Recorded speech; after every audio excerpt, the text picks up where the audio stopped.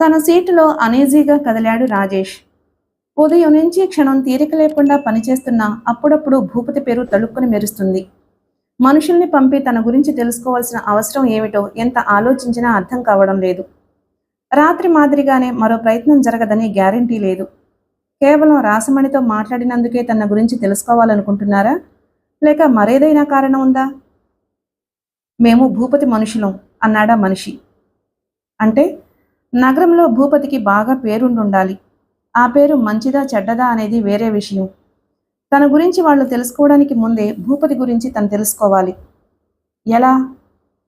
ఆ మధ్యాహ్నం లంచ్ అయ్యాక రాసమణికి కాల్ చేశాడు. హలో వినిపించింది అటునుంచి. రాసమణి అన్నాడు, అది స్త్రీ గొంతు కావడంతో.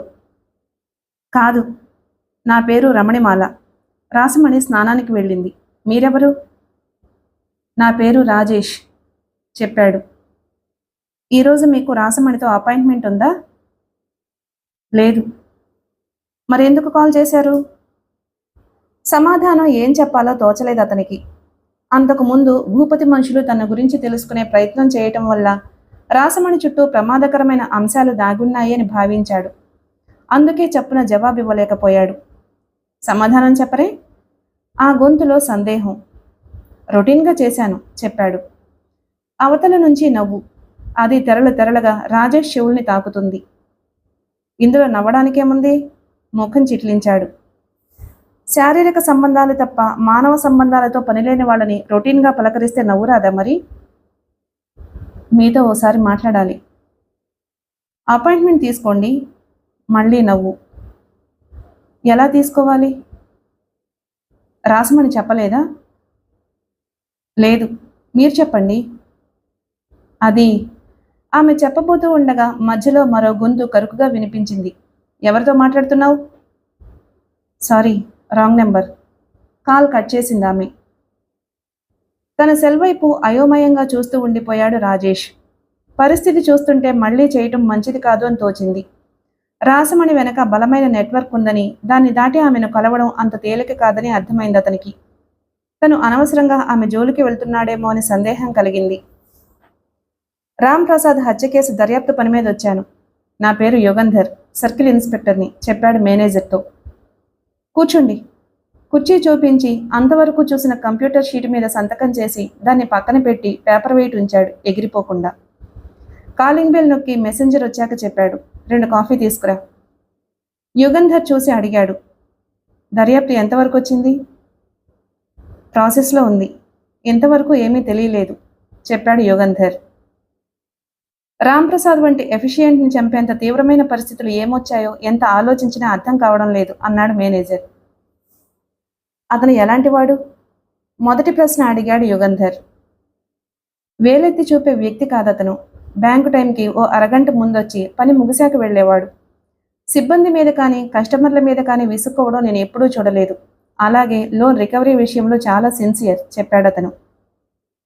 అవినీతి పరుడా? కాదు, ఎవరి దగ్గర ₹1 కూడా తీసుకొని మనిషి. రామ్ ప్రసాద్ మా బ్రాంచ్కి వచ్చాక బిజినెస్ పెరిగింది. గత సంవత్సరం వ్యాపారంలో మాదే మొదటి స్థానం అన్నాడు మెరుస్తున్న కళ్ళతో. అతని మాటల్లో రాంప్రసాద్ మీదున్న గౌరవం వ్యక్తమవుతుంది. ఇంతలో మెసెంజర్ 2 కప్పులు కాఫీ తెచ్చి టేబుల్ మీద ఉంచి వెళ్ళిపోయాడు. తీసుకోండి చెప్పాడు మేనేజర్ తను కప్పు అందుకుంటూ. యుగంధర్ కాఫీ తాగుతూ చుట్టూ చూశాడు. మేనేజర్ క్యాబిన్ నుంచి బ్యాంకు మొత్తం స్పష్టంగా కనిపిస్తుంది. అప్పటికే వర్కింగ్ అవర్ పూర్తి కావడంతో సెక్యూరిటీ ఎంట్రన్స్ మూసేశాడు. లోపల ఉండిపోయిన కస్టమర్లను సైడ్ డోర్ నుంచి బయటకు పంపుతున్నాడు. రాంప్రసాద్కి రియల్ ఎస్టేట్ వ్యాపారంతో సంబంధం ఉందన్న విషయం మీకు తెలుసా అడిగాడు యుగంధర్ ఖాళీ కప్పు టేబుల్ మీద ఉంచుతూ. చిన్నగా నవ్వాడు మేనేజర్. తెలుసు, నేను 2 సైట్లు తీసుకున్నాను అతని దగ్గర చెప్పాడు. అతనే అమ్మాడా? అవును, బ్యాంక్ నుంచి పర్సనల్ లోన్ తీసుకుని కొంతమందితో కలిసి భూమి కొన్నాడు. లేఅవుట్ వేశాక రాంప్రసాద్ వాటాకి 6 ఫ్లాట్లు వచ్చాయి. అందులో 2 రీజనబుల్ రేటుకి నాకు ఇచ్చాడు. మిగతావి మార్కెట్ ధరకు అమ్మాడు. కొంత బ్యాంక్ అప్పు తీర్చి ఆ తర్వాత మరో లేఅవుట్లో భాగస్థుడయ్యాడు. అలా వచ్చిన ఆదాయంతో గ్రూప్ హౌస్ కొన్నాడు. గృహప్రవేశానికి 2 లక్షలు ఖర్చు చేశాడు. మంచి భవిష్యత్తున్న వ్యక్తి జీవితం అర్థాంతరంగా ముగిసింది అన్నాడు బాధగా. మెదడుని ఆవరించిన మబ్బులు క్రమంగా విడిపోతున్న ఫీలింగ్ కలిగింది యుగంధర్కి. రామ్ ప్రసాద్ ఎవరితో కలిసి వ్యాపారం చేశాడు? గృహప్రవేశం నాటి రాత్రి మందు పార్టీలో ఇద్దరిని పరిచయం చేశాడు. వాళ్ల పేర్లు గుర్తులేవు. కొద్దిసేపు మౌనంగా ఉండిపోయాడు యుగంధర్. మీరు రాంప్రసాద్ నుంచి తీసుకున్న ఇంటి స్థలాలను నేరుగా అతనే రిజిస్ట్రేషన్ చేశాడా? అడిగాడు. 2 క్షణాలు ఆలోచించి సమాధానం ఇచ్చాడు మేనేజర్. రాంప్రసాద్ ఉద్యోగి కాబట్టి ప్రత్యక్ష జోక్యం లేకుండా జాగ్రత్త పడ్డాడు. ఫ్లాట్ల రిజిస్ట్రేషన్ సమయంలో అన్ని ఏర్పాట్లు చేశాక కాల్ చేస్తే వెళ్ళాను. అక్కడ చాలామంది ఉన్నారు. నన్ను పిలిచినప్పుడు వెళ్ళి సంతకం చేశాను. 2 రోజుల తర్వాత డాక్యుమెంట్లు ఇచ్చాడు రాంప్రసాద్. మొత్తం డబ్బు అతనికి చెల్లించాను. అందుచేత రిజిస్ట్రేషన్ ఎవరు చేశారో నాకు తెలియదు. డాక్యుమెంట్స్లో పేరుంటుంది కదా? ఉంటుంది. డాక్యుమెంట్ చూసి పేరు చిరునామా నాకు చెప్పాలి అని తన సెల్ నెంబర్ ఇచ్చాడు యుగంధర్. ఉద్యోగపరంగా రాంప్రసాద్కి ఎలాంటి సమస్యలు లేవు కదా? లేవు. 2 ఏళ్ల క్రితం 2 వ్యక్తులకు చెరో 25 లక్షలు అప్పిచ్చాడు. వాళ్ళు ఇంతవరకు బ్యాంకుకి ₹1 కూడా చెల్లించలేదు. దాన్ని రికవరీ చేయవలసిన బాధ్యత అతనిదే. ఈ సంవత్సరం కొంతైనా రికవరీ చేయమని గట్టిగా చెప్పాను. ఆ పని మీద ఉన్నానని గత వారం చెప్పాడు. లోన్ తీసుకున్న వారి పేర్లు చిరునామాలు ఇవ్వగలరా? అతను చెప్పింది శ్రద్ధగా విన్న యుగంధర్ అడిగాడు. వెంటనే ల్యాప్టాప్ ఆపరేట్ చేయసాగాడు మేనేజర్. 10 నిమిషాల తర్వాత చెప్పాడు. జనతా రియల్ ఎస్టేట్ పేరు మీద బాజిరెడ్డి, సాయి ట్రేడర్స్ యజమాని సదాశివం అనే 2 లోన్ తీసుకున్నారు. 6 నెలలకే వాళ్ళిద్దరూ బోర్డు తిప్పేశారు అని తెలిసింది. దాని గురించి అడిగితే అదంతా నేను చూసుకుంటాను అని చెప్పాడు రాంప్రసాద్. ఆ 2 చిరునామాలు నోట్ చేసుకున్నాడు యుగంధర్. అది engineering college campus. Lunch hour కావడంతో కొంతమంది క్యాంటీన్ వైపు, బాక్సులు తెచ్చుకున్న వారు స్టాఫ్ రూమ్ వైపు కదులుతున్నారు. అలా క్యాంటీన్ వైపు వెళ్తున్న అమ్మాయిల్లో ఓ అమ్మాయి సెల్ మోగింది. హలో ఆన్సర్ చేసింది. స్వప్న? అటు నుంచి అడిగారు. ఎస్. భూపతిని. ఆమె చెప్పున మిగతా స్టూడెంట్స్కి దూరంగా నడిచింది. చెప్పండి. ఈరోజు రాత్రి 8 గంటలకి హాస్టల్ దగ్గరికి కారు వస్తుంది. ఆమె వెంటనే బదులు చెప్పలేదు. వినిపించిందా? కాస్త కటువుగా అడిగింది ఆ కంఠం. వినిపించింది. కాల్ కట్ అయింది. అప్పటికప్పుడే ఆమె ముఖం వాడిపోయింది. కదలకుండా అలాగే నిలబడింది. ఆమె కళ్ళల్లో సన్నటి నీటిపొర ప్రత్యక్షమైంది. ఒకే ఒక్కసారి చేసిన తప్పుకి బురదలో కూరుకుపోయింది. దాని నుంచి ఎలా బయటపడాలో, అసలు బయటపడడానికి మార్గం ఉందో లేదో తెలియడం లేదు. దీనికంతటికీ కారణమైన సంఘటన ఆమె మనసులో మెదిలింది. ఆ రోజు ఆదివారం ఉదయం 10 గంటల సమయంలో లేడీస్ హాస్టల్ దగ్గర చెట్టు కింద బైక్ ఆపాడు వివేక్. జేబులోంచి సెల్ తీసి ఓ నెంబర్ డయల్ చేసి 2 సార్లు రింగ్ అయ్యాక కట్ చేశాడు. 25 వివేక్ స్మార్ట్గా ఉన్నాడు.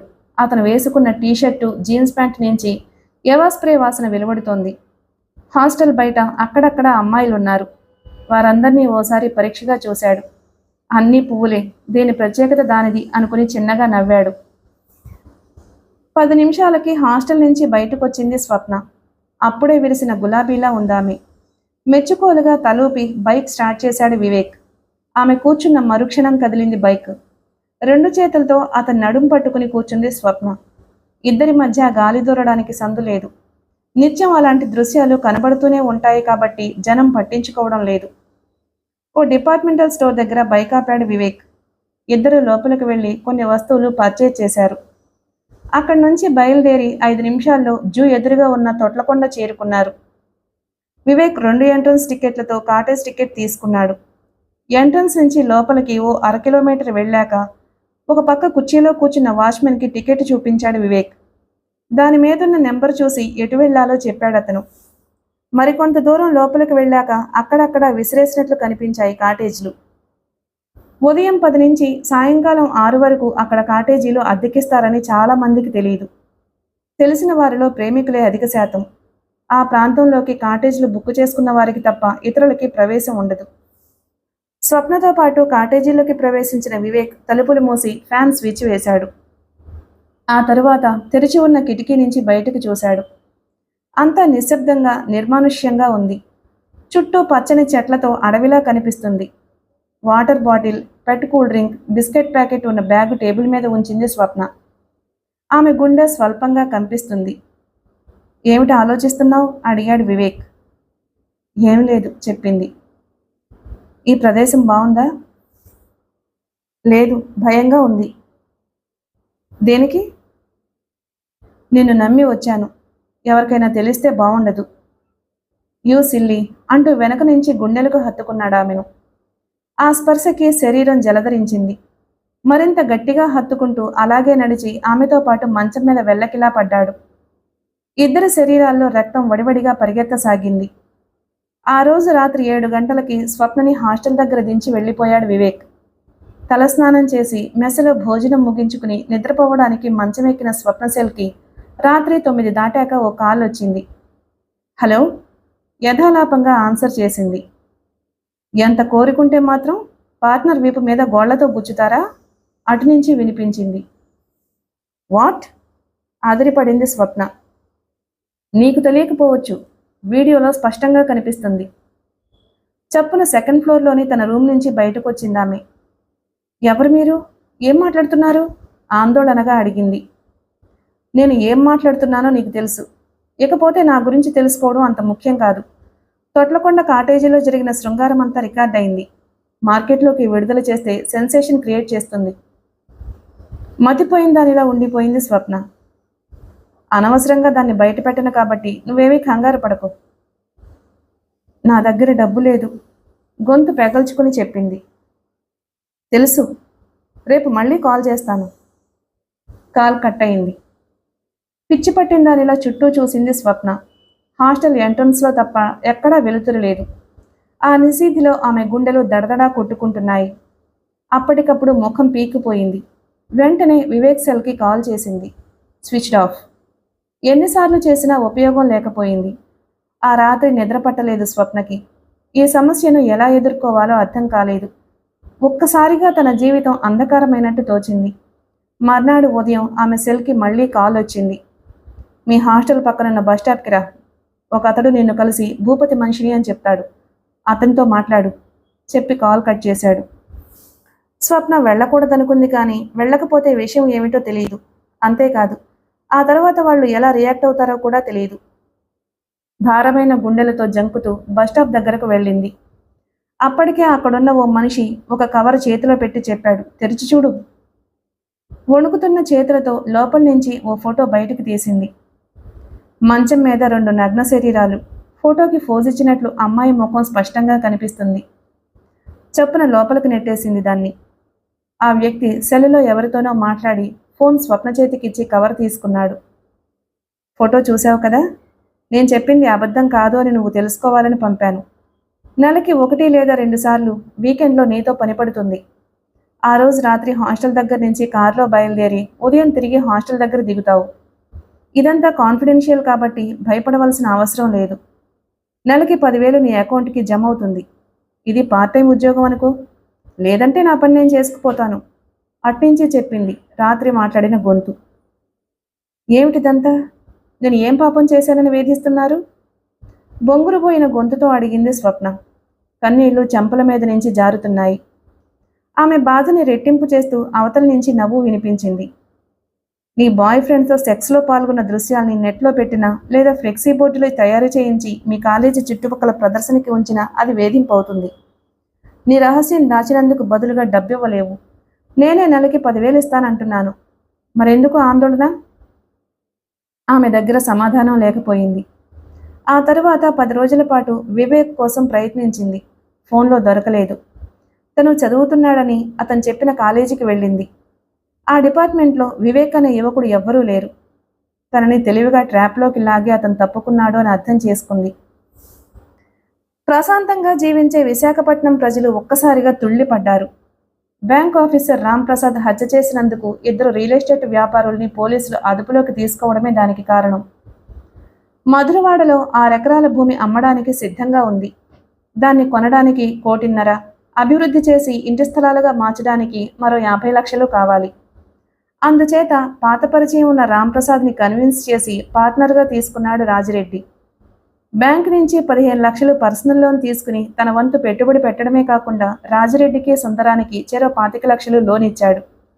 ఆ వెంచర్లో తన వాటాకి వచ్చిన 6 ఇంటి స్థలాలు అమ్మి బ్యాంక్ లోన్ తీర్చేశాడు రామ్ ప్రసాద్. ఆ తర్వాత 10 ఎకరాల భూమి కొనుగోలులో పాలు పంచుకున్నాడు.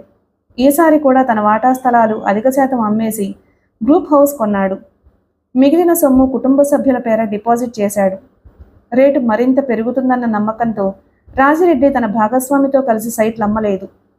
ఇంతలో ఒక్కసారిగా రియల్ ఎస్టేట్ వ్యాపారం కుప్పకూలింది.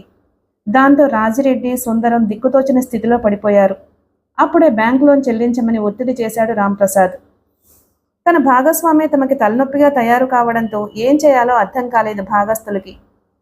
తండ్రుల పేరు మీద తప్పుడు పత్రాలు సమర్పించి లోన్ తీసుకున్న విషయం ఒక్క రాంప్రసాద్కి తెలుసు. అతను తలుచుకుంటే తాము జైలుకు వెళ్లడం ఖాయం.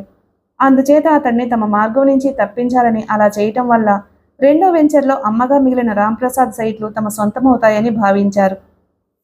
పథకం ప్రకారం మధ్యాహ్నం 2:30కి రాంప్రసాద్ని తీసుకుని కారులో మధురవాడ వచ్చాడు రాజిరెడ్డి. అక్కడ రెడీగా ఉన్న సుందరాన్ని తీసుకుని తమ లేఅవుట్లోని మామిడి చెట్ల దగ్గర ఆగారు. ముగ్గురు మందు తాగుతూ కూర్చున్నారు. 5 దాటాక లేఅవుట్లోకి వెళ్ళి అక్కడ రాంప్రసాద్ని హతమార్చారు. అతని గుర్తులు దొరకకుండా సెల్, పర్సు వంటి వస్తువులు తీసుకువెళ్లి దూరంగా నిర్మానుష్య ప్రదేశంలో కప్పెట్టారు. శనివారం ఉదయం రాజిరెడ్డి పరవాడ వెళ్లి రాత్రికి తిరిగి రావడం నిజం కాదని దర్యాప్తులో తెలుసుకున్నాడు యుగంధర్. రాజిరెడ్డి శనివారం ఉదయం తన సెల్ నుంచి రాంప్రసాద్కి ఓ కాల్ చేశాడు. అలాగే మధ్యాహ్నం 2కి మరో కాల్ చేశాడు. రాంప్రసాద్ని కారులో ఎక్కించుకుని రాజిరెడ్డి తీసుకువెళ్లడం 2 గంటలకి డ్యూటీకి వచ్చిన వాచ్మెన్ చూశాడు. ఆ శనివారం నెలలో 2వది కాబట్టి రిజిస్ట్రేషన్ ఆఫీస్ పనిచేయదు. అంటే సుందరం అబద్ధం చెప్పాడు. అన్నిటికంటే ముఖ్యంగా సుందరం, రాజిరెడ్డి తమ తండ్రుల పేరు మీద బ్యాంక్ లోన్ తీసుకున్నట్లు కనుక్కున్నాడు యుగంధర్. మర్నాడు పోలీస్ కమిషనర్ని ఆఫీసులో కలిసి తన దర్యాప్తు వివరాలు చెప్పాడు యుగంధర్. హారిబుల్ అన్నాడు కమిషనర్. Yes sir. కొన్ని క్షణాలు ఆలోచించి అడిగాడు కమిషనర్. కోర్టులో కేసు నిలవడానికి బలమైన ఆధారాలు ఏమైనా దొరికాయా? హత్యకి ఉపయోగించిన కత్తి మీదే కాదు, ఖాళీ సీసాల మీద కూడా వేలిముద్రలు లేవు సార్. ప్రశ్నార్థకంగా చూశాడు కమిషనర్. పరిస్థితుల్ని బట్టి మోటివ్ ఆధారంగా హంతకుల్ని గుర్తించాను. నేరం చేసినట్లు ఇద్దరూ స్టేషన్లో అంగీకరించారు. కేసు కోర్టుకు వెళ్ళాక ఇద్దరూ బెయిల్ మీద బయటకు వస్తారు. దర్యాప్తులో చెప్పిన విషయాలు చెప్పలేదంటారు.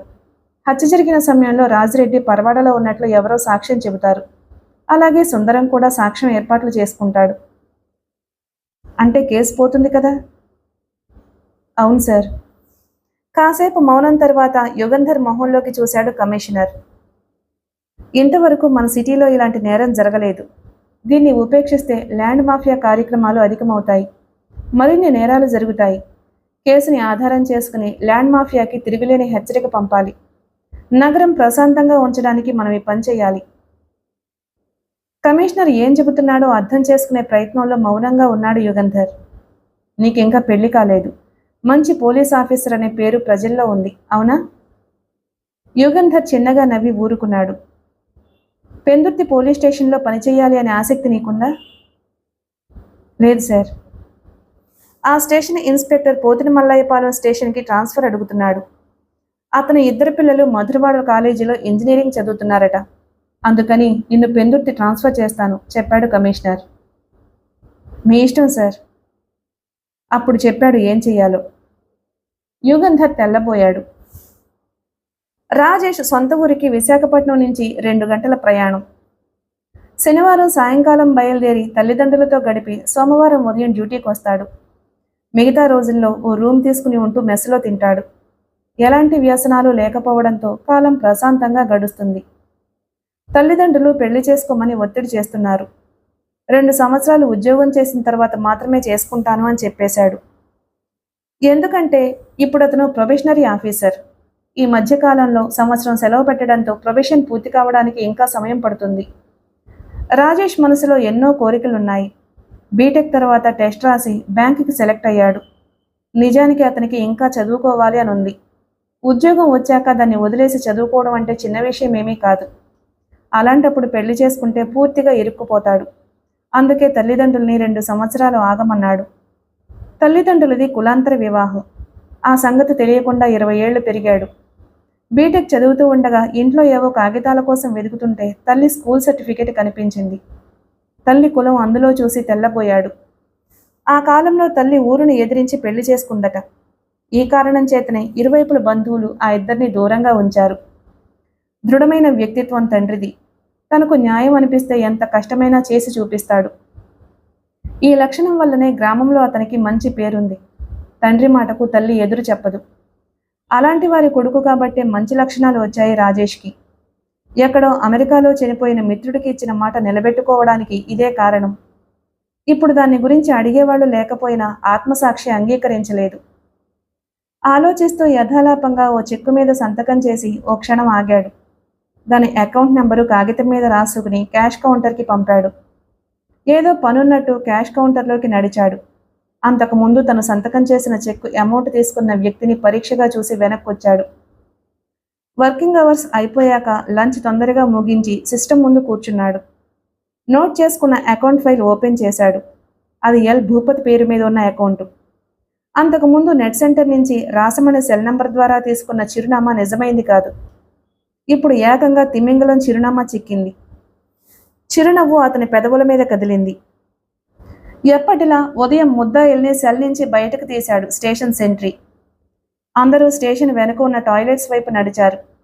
ఓ కానిస్టేబుల్ రైఫిల్తో దూరంగా నిలబడి వాళ్లను గమనించసాగాడు. కొందరు ముద్దాయిలు టాయిలెట్స్లోకి దూరారు. రాజారెడ్డి సిగరెట్ వెలిగించుకుని ఓ రాయి మీద కూర్చున్నాడు. ఈరోజు కోర్టులో హాజరు పెడతారా మనని అడిగాడు సుందరం.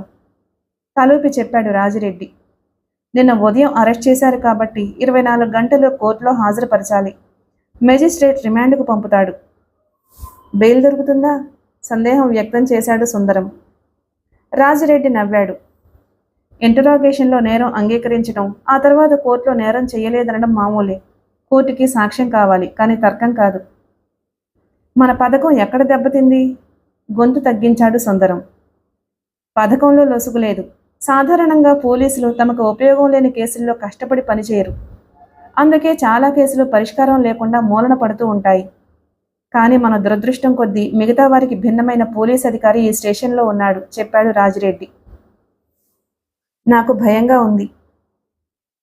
భయం దేనికి?